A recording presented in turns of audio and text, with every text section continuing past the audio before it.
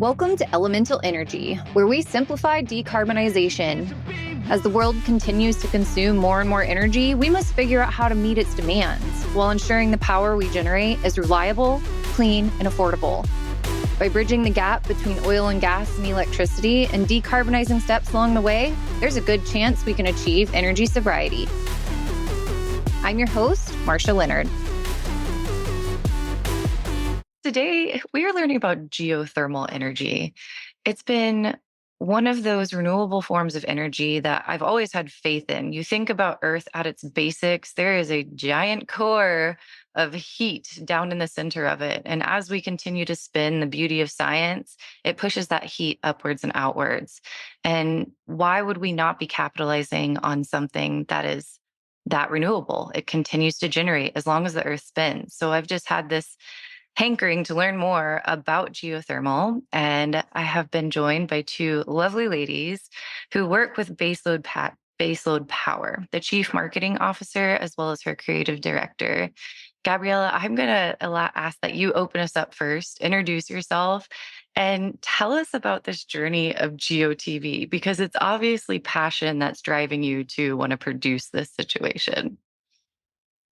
Thank you, Marcia, for that great introduction. It's always a pleasure to hear geothermal with such an enthusiastic tone and such a knowledgeable tone as well. So yeah, I'm Gabriella. I work as a creative director at the marketing team at Baseload, but my background is in geology. So I actually started my career in the sort of exploration part of geothermal energy. And GeoTV is our newest production at Baseload Capital, which we do in collaboration with Think Geoenergy. And Think Geoenergy is, I would say, one of the largest information platforms in the geothermal industry today. They have a news site and a large or a big newsletter where they share, news every day on what's happening in the geothermal world. But as the media industry is evolving, so should geothermal. So we talked to them about a new format, a quicker and more relaxed format, which now is in the form of a YouTube news program, the first news show for geothermal energy. And we just released the first episode in the end of April, and the second is coming out in 2 weeks. And we're so excited. We cover all parts of the world, all sort of segments in geothermal, and try to get as much contributors as possible for each episode. So what truly makes GeoTV so special is that contributors, meaning our colleagues from the industry, will send in their success stories or their opinions on different relevant topics for the geothermal world, and we give them a stage for that. So it's super special to hear. The feedback that we've gotten from the industry has been overall really positive. So I'm super excited about it. Good. And forgive me, it's still 6 a.m. here in the States, but I think I said Baseload Power instead of Baseload Capital. Baseload Capital. I would love to hear, Christina, from you, who is the Chief Marketing Officer, just a little bit more about the initiative of spreading the wealth further. You're not just investing in single projects. You want all of geothermal to be successful. So give us a little more history there. If you look at the industry of geothermal, it has been and existed for a long time. We know that there is a big need for clean, firm energy in the future. Only US needs to grow 700 to 900 gigawatts in order to just make sure that it can feed the capacity it's needing. We know that the energy demand or electricity demand is going to triple in the world. So there is a big gap when it comes to clean, firm electricity, which gives you baseload. And I mean, this is the value proposition of what actually geothermal is. It's clean, firm, flexible. It has a minimal footprint. It's secure. It has a high potential to grow. So if you look at what actually geothermal is, you have conventional geothermal already existing today, already functional in many places of the world. A little bit has been limited if you look at it, because we have been directed to certain areas of the world where we can reach the resource. Now, next generation geothermal can open this up pretty big. So if you look at what this can mean, so the world needs a new source of energy, clean and firm. We have a technology jump that is going to happen sooner or later. So in order for this to be able to really blossom, we need to have the word out. We need to know that people know what geothermal is. There needs to be policies, regulations. There needs to be community understanding when it comes to what actually geothermal is. When I came into the industry, I usually had to explain to people what geothermal was. And that's what we decided at Baseload. This is not the way we want to have it. We want to know everybody. We want that everybody knows what geothermal is. So we want them to say sun, wind, and geothermal instead of saying, what is geothermal? So we decided to go out on this quest to look into how we can, through partners, make sure to grow the pie. Because in the end, of course, we all seek for results and revenues, but we won't get that if we don't grow the pie. So our intention in order to create awareness and to work with it is to make a bigger pie so that we can fit in more companies so that we can feed the world with the energy they actually need. It goes back to the original comment of having a servant leader mindset, Christina, because there's so many companies out there who are, protect my IP. They want to just have solo projects. But the way that you guys have approached your business of spreading that wealth and helping get geothermal to become more successful is a huge testament to that culture. So I really appreciate that mindset. Let's talk We are about servants. We are servants to our own world, to our heritage, to what we are leaving to the little kid that is in your lap. So we are to them. So we need to have that servant leadership all the way through. I really hope, if I would get one wish through, is that people would open their sources a little bit more. I think that we could collaborate better and make better results together. I agree wholeheartedly. It'd be amazing if we could just do what we're doing now, helping spread the word about our technology advancements. So, Christina, one more question for you I thought was interesting is I had watched one of your interviews and it was talking about innovation versus energy transition. And I'm not a fan of the word energy transition because it just makes it seem like it it almost seems like ripping a band-aid off, or it seems like it's going to happen so fast, where I look at it as more of innovation. And I was wondering if you could help elaborate on your idea of innovation and how that really alludes to the energy transition. I think that innovation is at the core of energy transition. I do believe that we need to do an energy transition, but we need to be mindful that we still have to we have two ways to go here, right? So either we stop doing things and we stop living as we have done. That's one way of solving it. The other way of solving it is actually having the innovation and making sure that we do things in a better way. And that, I think, goes over everything. And if you look how ESG works, it's more like there is scope 1, 2, and 3. Scope 1 is what am I doing? What am I doing? How can I make the world a little bit better? And then comes what are we doing? And then the third part is like, what are my suppliers doing? What are the rest of them doing? How can I affect that? And I think that we need to learn to think of it from just that perspective. What can I do? What can my company do? And then what can my company do in together with other companies? And when you combine this and start thinking about, okay, this is the way we have been doing this forever. Is there a smarter way to do this? Can we do this having less emissions? Is there a way to make this process shorter so it's less emissions? Can we travel in a different way? But also, can we help the supplier over here that needs these kind of that needs to produce this and has to do it, and we want them to do it with clean power? How can we help that supplier to do that? So I think that innovation comes in three steps. What can I do? What can we do? And what can others do together? But I think it's the absolute core of it. And if you read the State of Transition 2023 from the Breakthrough Energy Venture, it's stated clear that innovation is the only thing that will save us. And also, historically, it's the only thing that has saved us. we have done this before. We have put people on the moon. We have made significant changes to the better for environment in different parts in the 1980s and the 70s. So we know that we've done it, and everything has been done through innovation. So I really do believe that it's at the core for us to make this transition of life, I would say. We need to find a different way of using our resources in the world.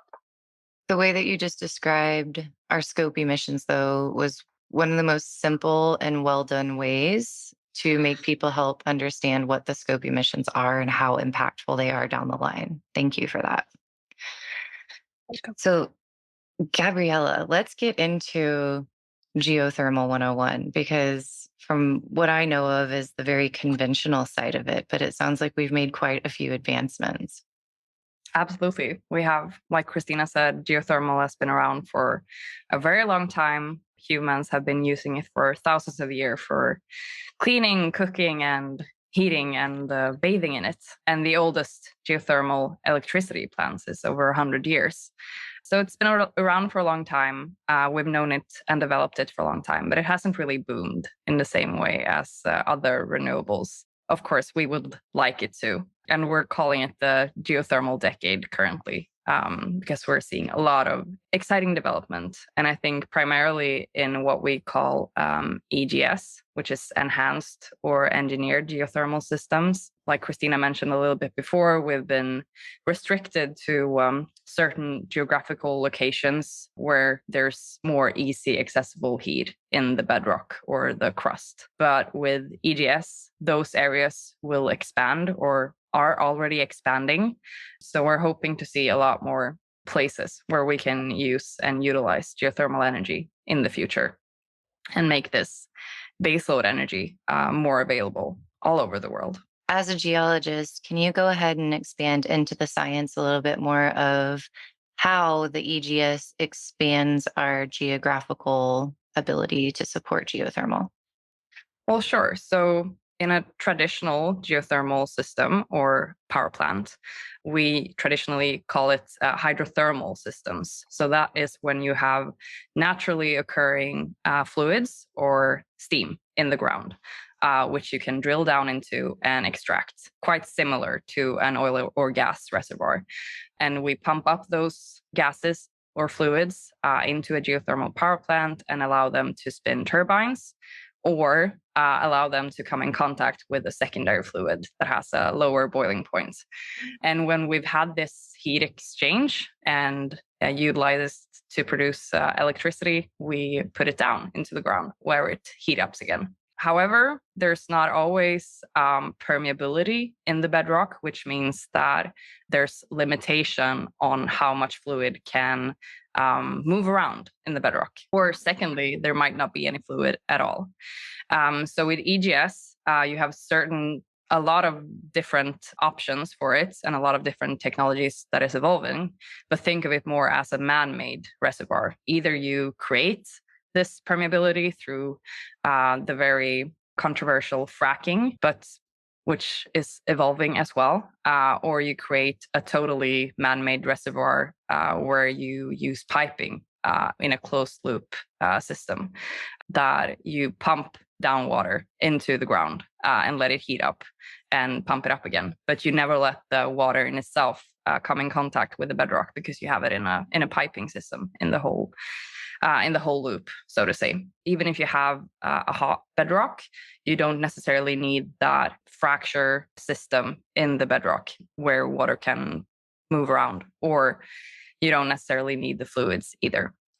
So the locations where you traditionally couldn't develop a geothermal system will significantly expand. And we're already seeing this. There's been a lot of pilot projects that has been successful. So we're super, super excited about it. I'm glad you just mentioned that we're already seeing it and there are pilot projects that are successful. Can you mention a couple of those pilot projects and where they are actually located?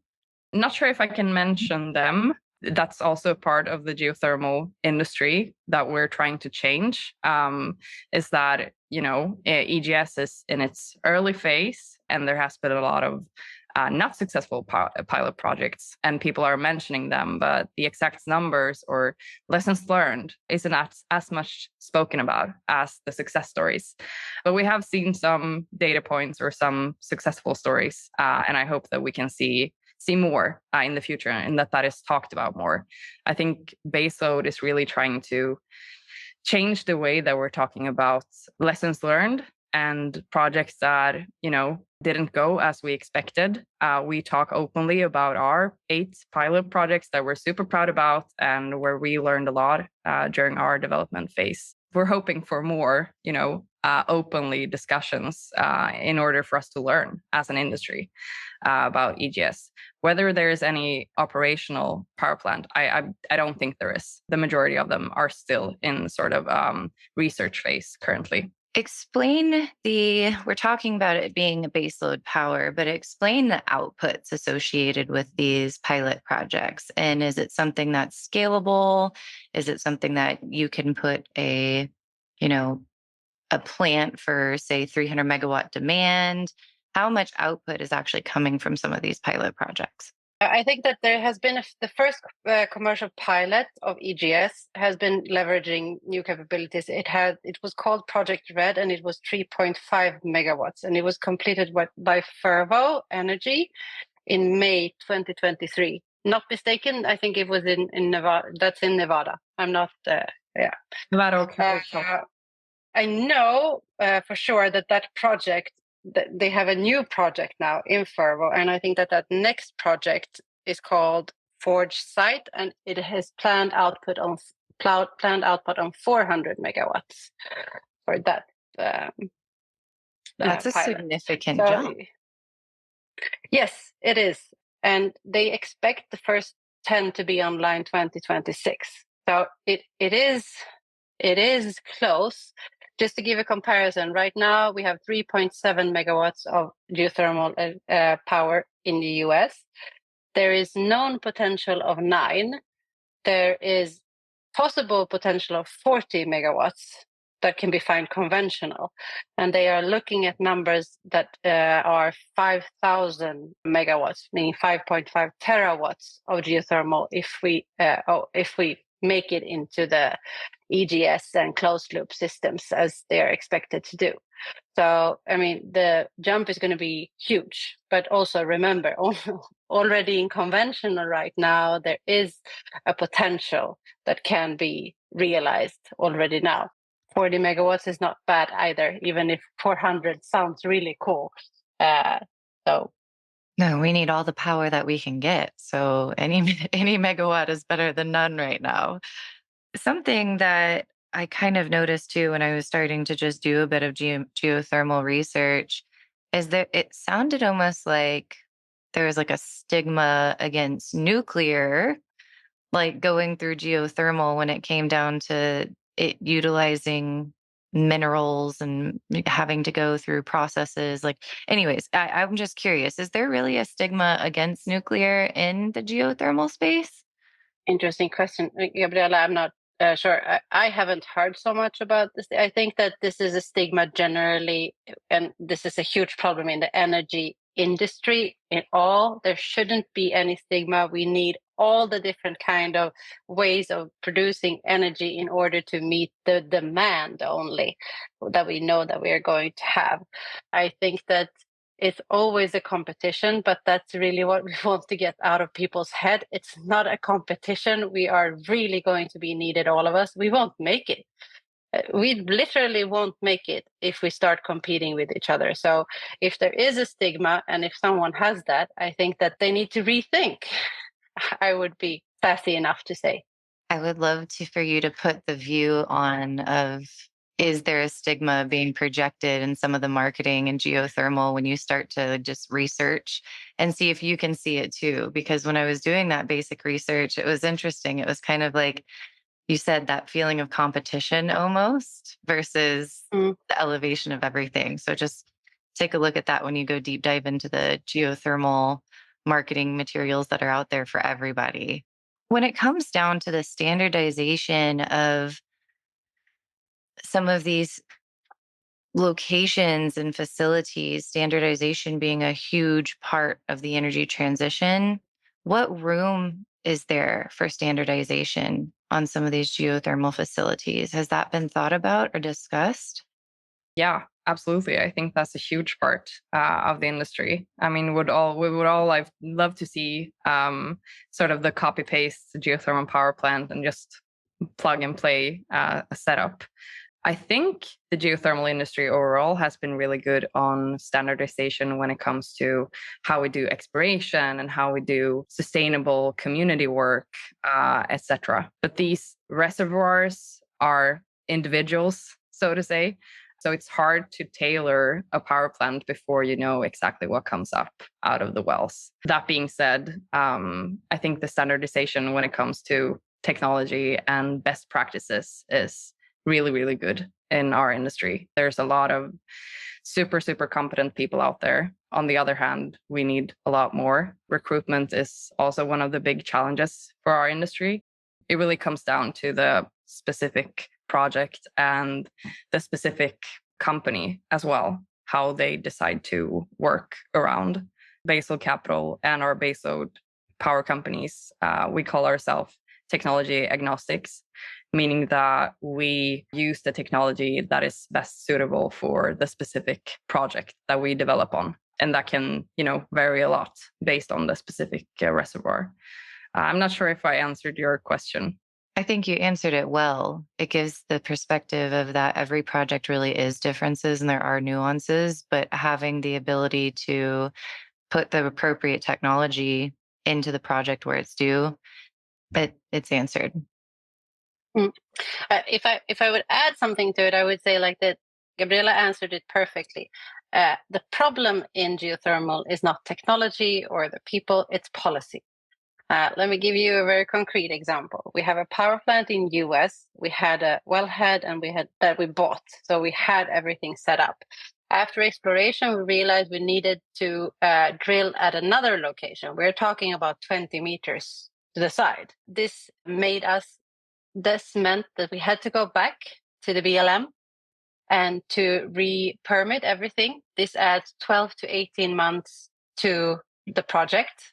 Now, we are very lucky that we have long-term investors and that we have multiple projects going on at the same time so that we can relocate our energy and still continue to work the project and move them forward. But if we would only have one project, we would be dead by now. Because to wait for 12 to 18 months with the staff and everything that you have is a problem. So if you look at standardization, yes, we need a lot of standardization when it comes to policy, regulations. Geothermal Rising, the association in the States, are doing a great job trying to advocate for us to have the same possibility as actually oil and gas already have.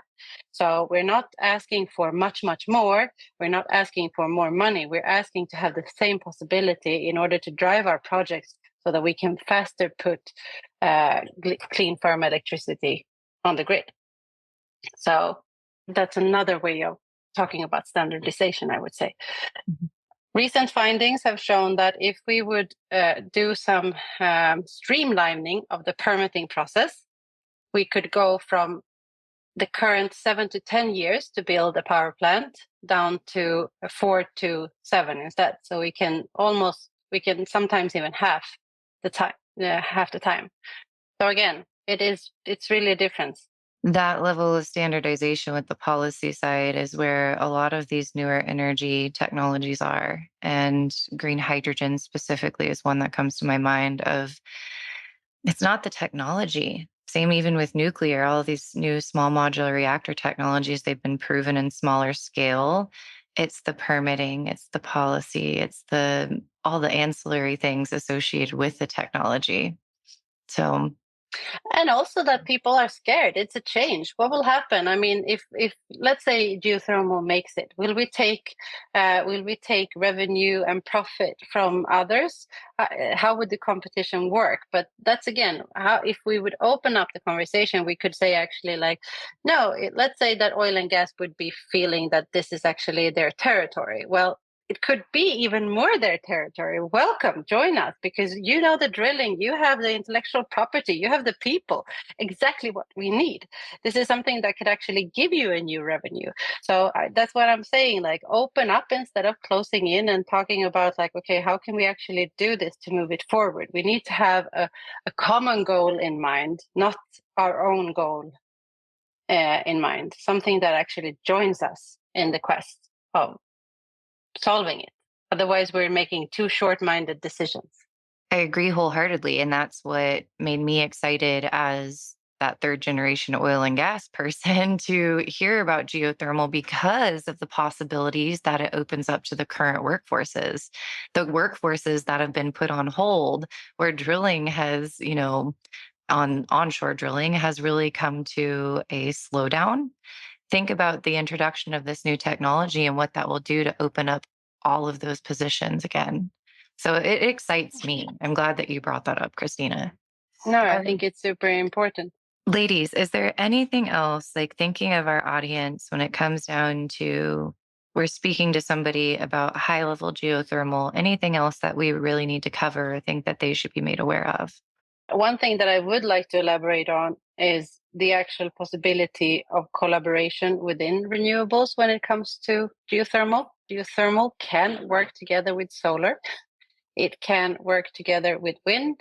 It could be that combination that is actually needed. It could lower the emissions for someone working in fossil. So again, it is really something that can actually be additive help in the big picture. And imagine when we figure out the batteries as well, then actually clean firm energy could be stored and used at the right time. So this is really a way of making sure that the energy is at the right place at the right time. That is really interesting, and what we see that the geothermal is a bigger ecosystem, and I think that that is not talked about enough. Gabriella can tell you more about all the minerals we can actually get from it and what we can do there. For example, Gabriella, take it away. Yeah, for sure. There's been a lot of really exciting research and already ongoing projects where a lot of rare minerals are being extracted from the geothermal brine or the geothermal fluids that has been in the bedrock for thousands of years.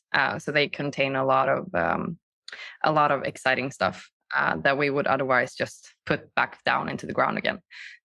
So I know in Iceland they do mineral extraction. New Zealand is also doing it, I think, probably in the Philippines as well. And yeah, I can just echo with Christina. We're not looking at, swiping out the other renewables. We want to collaborate with them.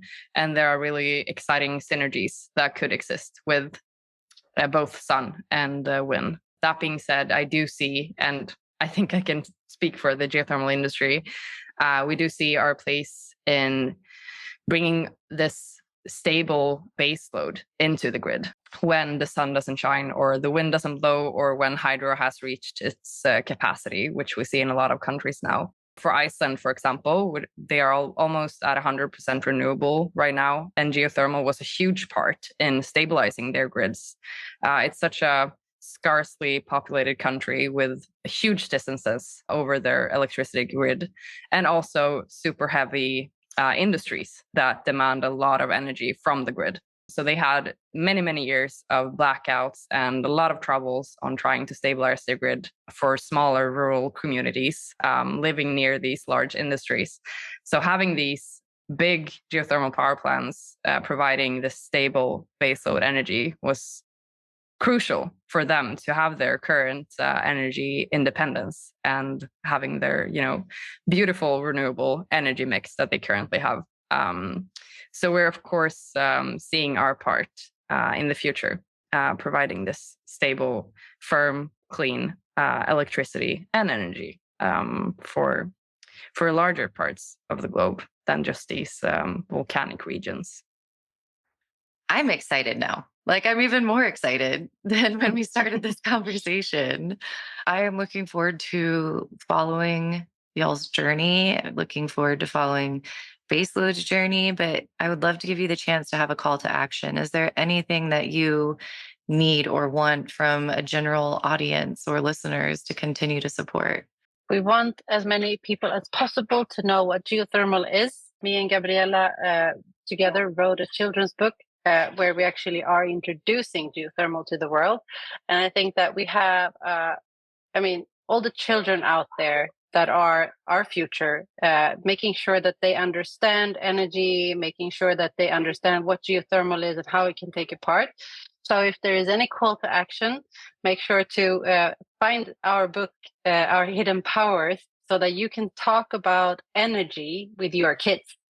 Having that conversation. Where does energy come from? How does it collaborate with other renewables? What is the difference between renewable and fossil, and so on? I think that this new generation, we should educate them, and we have done it through entertainment with this book. So I'm super proud of the book that we've done. And if it's a call to action, read it, because I think that when people do, they will be as excited as you are, and they will try to find out more. And that's how it keeps on growing. Well, Christina, Gabriella, it's a pleasure to meet you. Thank you again for joining us today on Elemental Energy. And everybody listening, as always, stay happy, but most importantly, stay safe. The possibilities of geothermal are substantial. And I think it's one of those things that we hadn't really been focused in that direction because we found other forms of energy in the form of oil and gas. And it's just an amazing testament to innovation and refocusing efforts. And if we could really see geothermal kick off even further from conventional into this new EGS system, I think that we have a very bright future ahead of us. And as Christina mentioned, how it can combat the intermittency of renewables if it's placed in accordance with it is monumental. So I hope you enjoyed today's episode. If you have any questions, I'm going to link Gabriella's and Christina's LinkedIn profiles in the show notes, as well as their upcoming or their forthcoming book. It's about to be published on Amazon. And don't hesitate to reach out if you have any questions for me. Marcia Leonard on LinkedIn, Marcia, MARCIA.